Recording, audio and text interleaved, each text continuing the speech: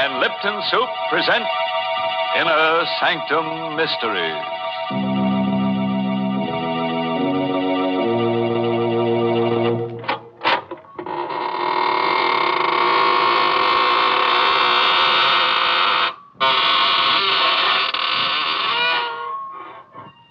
Good evening, students of the mystic marvels of manifold murder.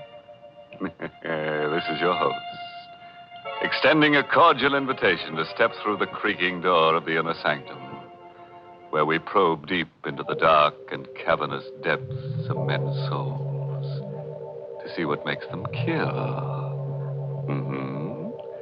Our clinic here is the whole vast world of crime. And you who listen in may hear us dissect our characters at a safe distance.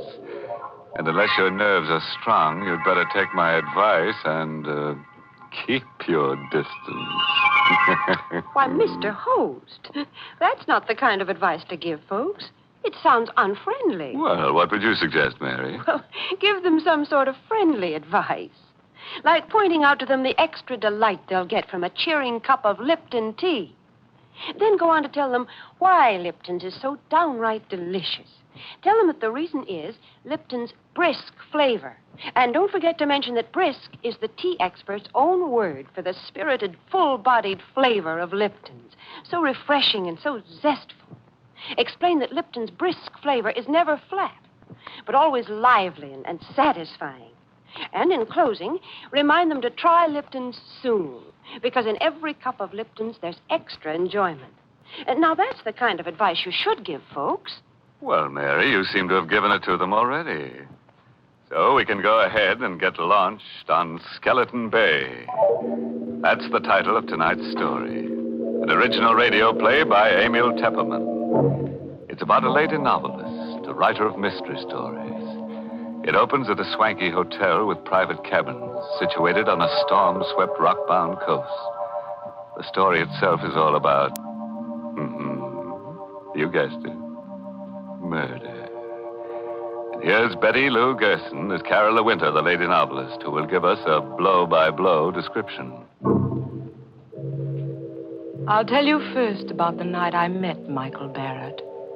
It was in August at Skeleton Bay. I'd come to the hotel supposedly for a rest. That was what I kept telling myself. But in reality, I didn't know why I'd come here. Skeleton Bay. I'd seen the name advertised months ago. Skeleton Bay. Since then, it kept hammering at the inside of my brain. Skeleton Bay. Like the voice of implacable fate commanding. Skeleton Bay.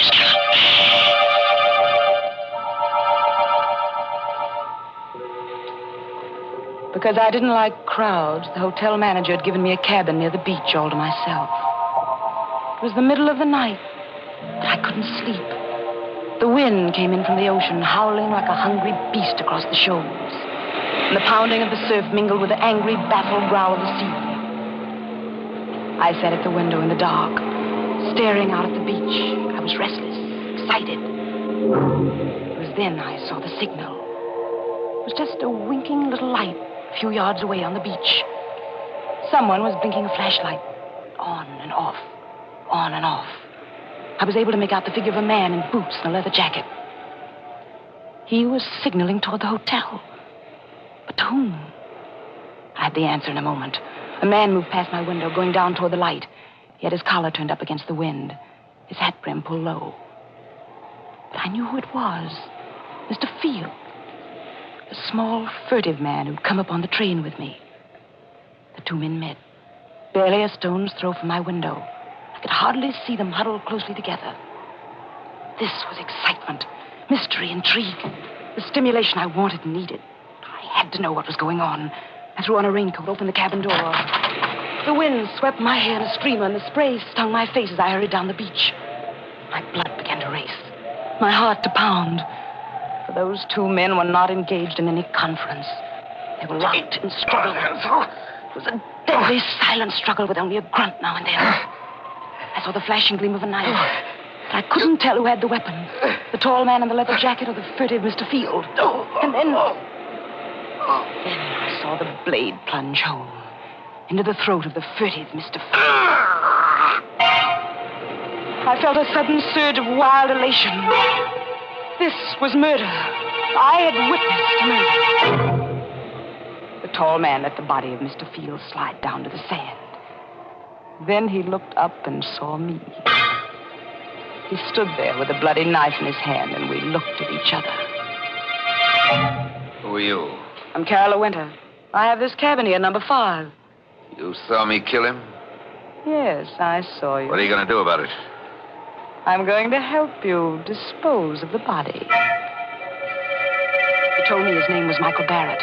He lived on the opposite side of the bay in the house high up on the cliff. It won't be so easy to get rid of the body. If I had the boat, I could take him out and drop him over, but it's too rough tonight.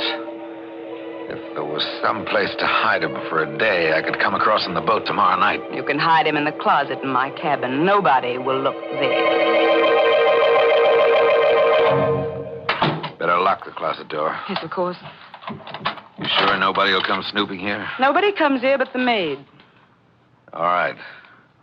I'll be back tomorrow night with a boat. Did you pick up the knife? Yeah. Got it in my pocket. Well, I guess that's all. Good night, Carola. Good night, Michael.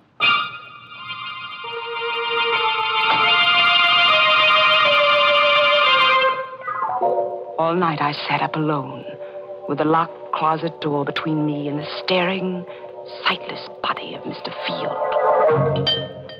At breakfast the next morning, they'd already discovered the disappearance And the of Mr. maid Field. says his bed wasn't slept in at all. I think he could have committed suicide in the ocean. He was such a I sweet hurried through little my man. breakfast listening to the Of course, gossip they all don't around know. me. Yes, I know that. Now, in broad daylight, I hardly believed the thing had really happened last And night. you know, the hotel manager thinks it might be murder. I heard him phoning for the police. The police? I hadn't counted on that. Anything wrong, my dear? You look sick.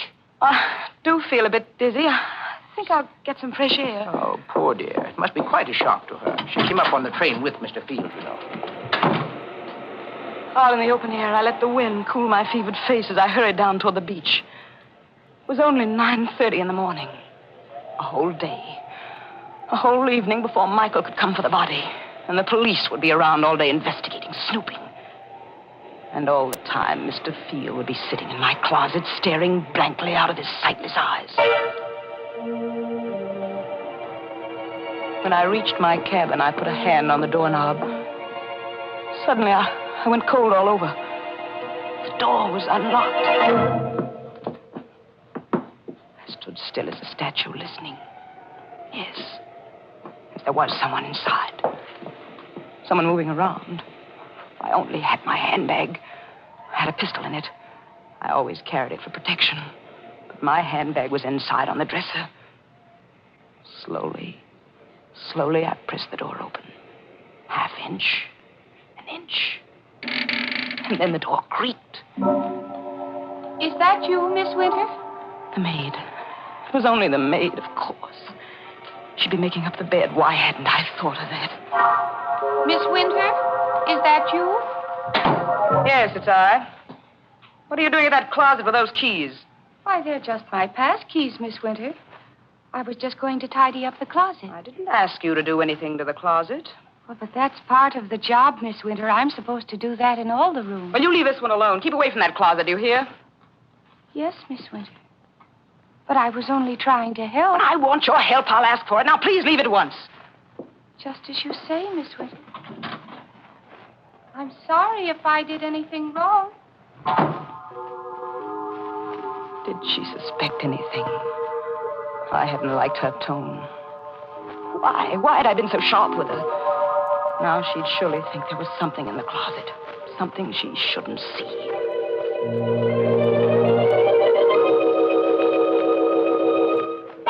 At lunchtime, I didn't want to leave the cabin. I sat at the window. And I could almost feel the sightless eyes of Mr. Field staring at me through the closet door. Someone at the door. Who? Just a minute. Miss Winter? Miss Carola Winter? Yes, I'm Miss Winter. I'm sorry to trouble you, Miss Winter. I'm Detective Sergeant Smith from headquarters. May I come in for a moment? Well, yes, please do.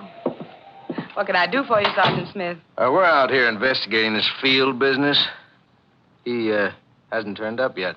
Well, I'm sure he will in time. Well, I wish I could be so sure, Miss Winter. What do you mean? We've gone through his room. Found some mighty queer things. Queer things? It seems this Mr. Field's in some sort of racket. There's a good chance he may have been murdered. Well, you don't say. I understand you came up on the train with him. Yes, that's true. Yeah. Did you have any conversation with him on the train? No, none at all. You're the Carol Winter who writes the mystery novels, aren't you? The same. Yes, I've read every one of them. They're darn good, Miss Winter. Why, thank you. Do you think you'll get a plot out of this? Mr. Field.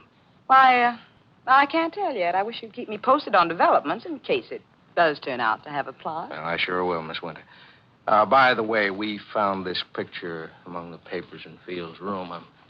I'm showing it to everybody around in case they might recognize it. It's an old newspaper item, about 10 years old. Can't figure out why he was carrying it around. It's about a guy named Wycliffe. It's wanted for murder in Canada. Here, take a look at it. I felt the blood racing in my veins, pounding at my wrists.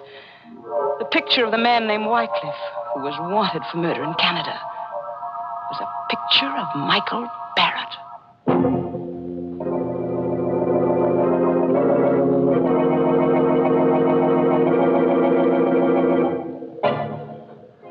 Well, it looks as if Michael Barrett is a lucky guy, with a beautiful woman ready to commit murder for him.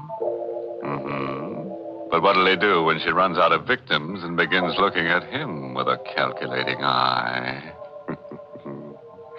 As for Carola, she sinned heavily, because murder is the greatest sin. Yes, if you ask me, she'd better hope for a depression, then all wages will go down, including the wages of sin. Well, I never knew that murder and economics were related, Mr. Host. Oh, definitely, Mary. Take the high cost of living, for instance. Why, those prices are murder. Oh, yes, Mr. Host, it is difficult when the cost of living starts to climb. But then, so often, the things that really add up to good living are just simple, inexpensive pleasures. Like that piping hot cup of Lipton tea that many of us find waiting when we come down to breakfast each morning. As you read the morning paper and sip that cheery cup of Lipton's, the whole world seems brighter. It's simply wonderful the way that lively, spirited Lipton tea gets you off to a fresh start. For Lipton's brisk flavor gives you all the natural zest of tea at its best. Gives you extra delight, extra satisfaction. So remember this, folks. At breakfast time, dinner time, or any other time when you want a grand, refreshing drink, pour yourself a cup of Lipton tea. And now, let's get back to the rock-bound coast of Skeleton Bay and see how Carola entertains the grisly guest in her closet. I don't remember now how I got rid of that Detective Smith. I told him I'd never seen the man in the picture and sent him away. The day was interminable. From my window, I could see the guests moving about the beach, but none of them went in swimming. The weather was too rough. I wondered if Michael would be able to bring the boat over tonight. If not, how much longer could I sit guard over Mr. Field in the closet? Now and then, I'd see Detective Smith poking around on the beach. And then, without warning, he was standing over the very spot where Michael had stabbed Mr. Field. I watched him bend down and examine something. Was there a telltale drop of blood there? Did Smith know that was the murder spot? I saw him frown. Then he stood up, walked quickly away. I had to know what it was he'd seen there. I slipped on a coat, went out. Started toward the spot on the beach. Going somewhere, Miss Winter? Oh, it's you, Detective. Going anywhere in particular? No, I'm just going up to the hotel for dinner. It's almost dinner time, you know. Oh, fine. I'll walk up with you if you don't mind. Not at all. Hey, can I help you? I'll take your arm there. Thank you. The sand is so soft. Yes, it's still wet. We had high tide last night. Miss Winter, Yes? you a sound sleeper? Why do you ask? Well, I just thought maybe you might have heard something last night. Like a fight or something? Fight? Yes, yes. I was just looking at the sand back there, down near your cabin. It's all messed up, stamped around. What's that got to do with me? Oh, nothing at all. Except I think there was a fight there last night. Maybe that's where Mr. Field was killed. You think Mr. Field was murdered? It's beginning to look more and more like it, Miss Winter.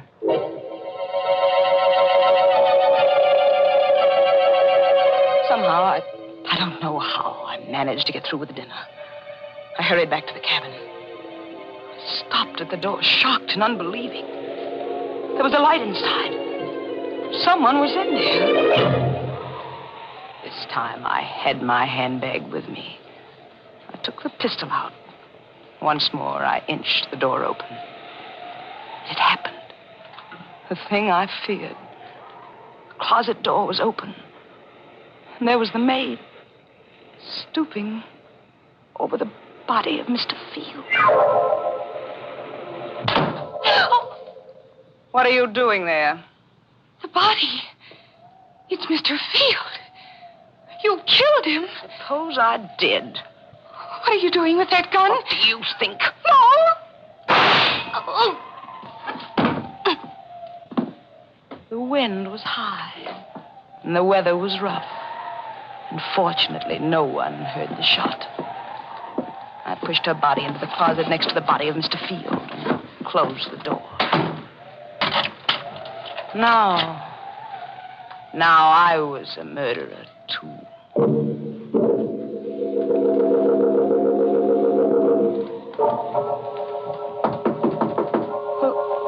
Who is it? Let me in, Carla, quick. Yes. Michael, I thought you weren't coming. It's been a terrible day. What happened? Come here, I'll show you. Is he still in there? See for yourself. Great Scott, a woman. Who is she? The maid. She opened the closet while I was out. You killed her? Yes, Michael. I had to kill her. There are detectives at the hotel looking for Mr. Field. I suppose if I was smart, I'd kill you, too. Then there'd be no one to talk. Yes, Michael, that would be smart. Go ahead. Kill me, if you can. I knew he couldn't kill me because I'd seen it in his eyes. We were two of a kind, both wild, both reckless, both eager for the thrill of danger. He, too, wanted to be like the wind. We'd both been brought together here by some force stronger than either of us. And we loved each other. Carla, darling. Michael. No more now, Michael. We have work to do. Yes. I'll take them down to the boat. I'll help you.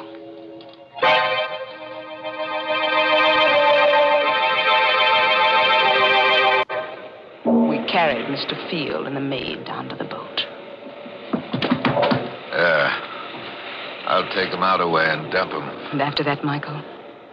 After that, then I'm going home. To your house on the cliff on the other side of the bay? Yes, Carola. Michael, take me with you. What? Take me with you to your house up there on the cliff. I'm sorry. I can't. You can't? Why can't you? There isn't anything I can tell you. What are you hiding up there in the house on the cliff? You mustn't ask. Please, Carola, you mustn't ask. Why, you're married. You have a wife up there. No. Then what? I can't tell you. But you're going away, leaving me forever. Not forever, Carola. Go back to the city. I'll come to you soon.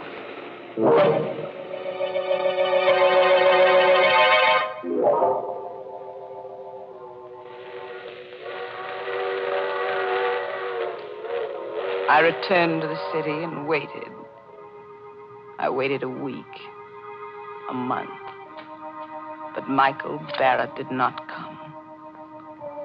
I wrote to him, but there was no answer.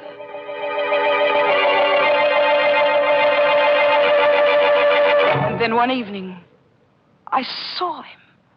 I was returning home in a taxi, and I saw him standing across the street looking up at my window. When he saw me get out of the cab, he turned and started to hurry away.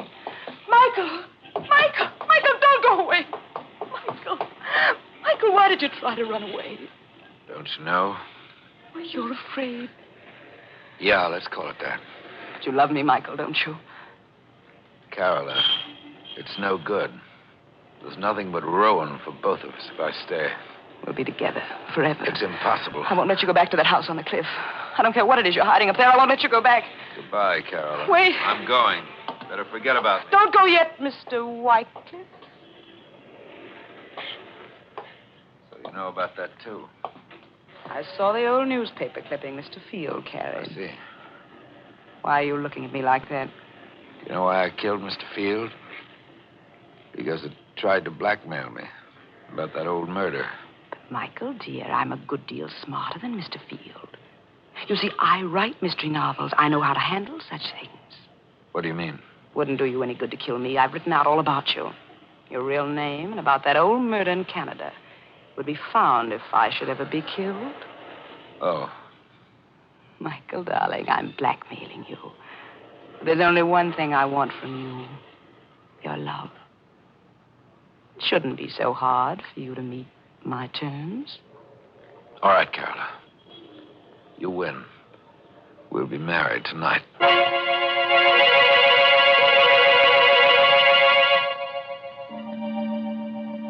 Soon after we were married, Michael began going out evenings.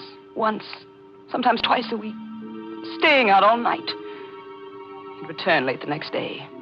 When I asked where he'd been, his temper would flare up into something terrible. I stopped asking, but I couldn't rest. I had to know where he went. One evening, I followed him. He boarded a train for Skeleton Bay.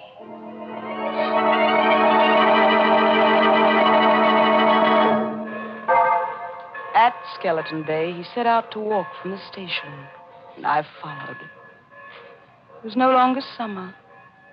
Trees were bare, and the night was forbidding. I kept behind him when he skirted the bay to the narrow road that led up toward his house high on the cliff. It was a small stone house, and the wind whistled around it, against it, and above it. I stole to one of the windows. It was barred, like a prison. Carefully, I raised my head above the sill, peered into a lighted room. Michael was there, with a woman. For the first time in my life, I knew the meaning of frustration, jealousy. Michael told me he wasn't married, but this woman, I'd helped him to do murder. I'd killed for him. I'd lied to that detective for him. And all the while, this was the secret he'd been keeping from me. I opened my handbag. I took out the pistol. I looked into the room again. The woman was alone now. Michael was gone. So you came up after all, Carola. Michael, you sneaked out. You knew I was here. I'm sorry you saw through that window, Carola. Is that your secret? That woman? Part of it, but it's the part you mustn't know. But I do know it now. That's why I've got to kill you, Carola. That knife. You still got that knife? Yes, Carola. Well, I've got this, Michael. He fell at my feet. And I looked down and watched him die. Now I knew why I'd really come to Skeleton Bay that first day. It was for this. To kill Michael Barrett. So he's dead. At last. You've killed him. You, the woman in the house. You saw me kill him? Yes, I saw you. What are you going to do about it? Help you dispose of the body, of course. Help me dispose of the body. Well, those were the very words I'd said to Michael Barrett down there on the beach. Now this woman was saying them to me. Who are you? I'm Lisbeth Wycliffe. I'm Michael's sister. Sister? And you want to help me dispose of his body? See the bars on those windows? Yes. I've been a prisoner in this house for 10 years. You what? Michael killed the man I was going to marry 10 years ago in Canada. He murdered him. But this house, this prison... Michael brought me here. He's kept me a prisoner because he knew if I got free, I'd tell the world he was a murderer. And that's the secret. The secret he wouldn't even tell me. I shot her. Yes, I killed her, too. There outside the house, and she fell beside Michael. And I rolled both bodies over the cliff, down into the sea.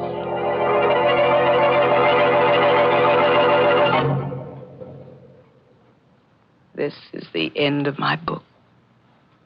The best mystery novel I've ever written. I know that in writing it, I deliver myself into the hands of the law. But I can't stop. I can't help myself. So now, I'm finished. I will mail it to my publisher and wait for Detective Sergeant Smith to come and get me.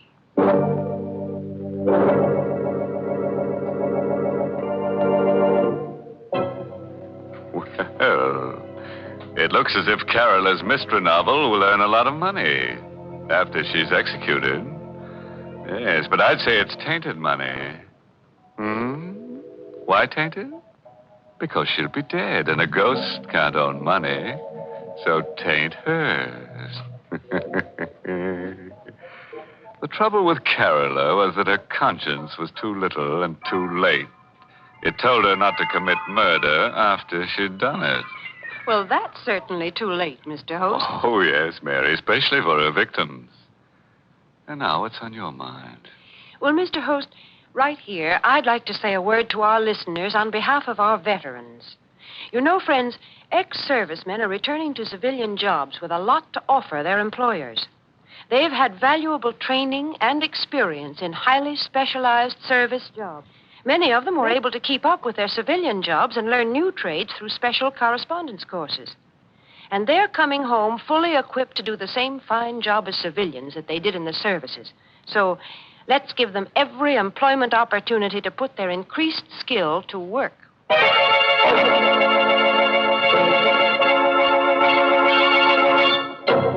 And so, friends, we take our leave of lovely Carola Winter.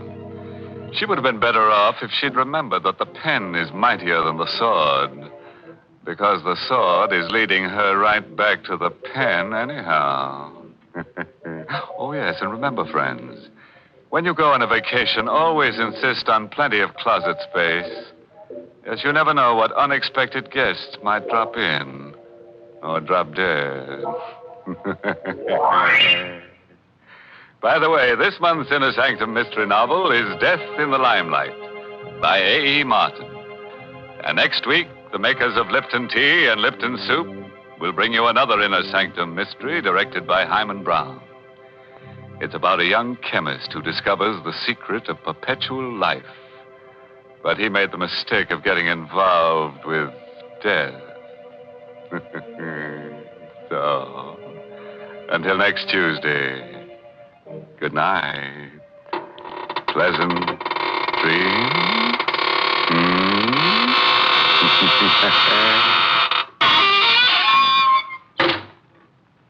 Here's a swell dish, folks. It's easy to make and mighty easy to take. Lipton's Noodle Soup. You can prepare it in a jiffy, and the whole family will love its delicious chickeny-tasting broth, so full of tender, golden noodles. Lipton's Noodle Soup has all the fresh-cooked, homemade flavor of grandmother's noodle soup. Yet it's economical. It costs less and makes lots more than canned soups. So get Lipton's Noodle Soup Mix tomorrow. And don't forget to tune in next Tuesday night for another Inner Sanctum Mystery. This is CBS, the Columbia Broadcasting System.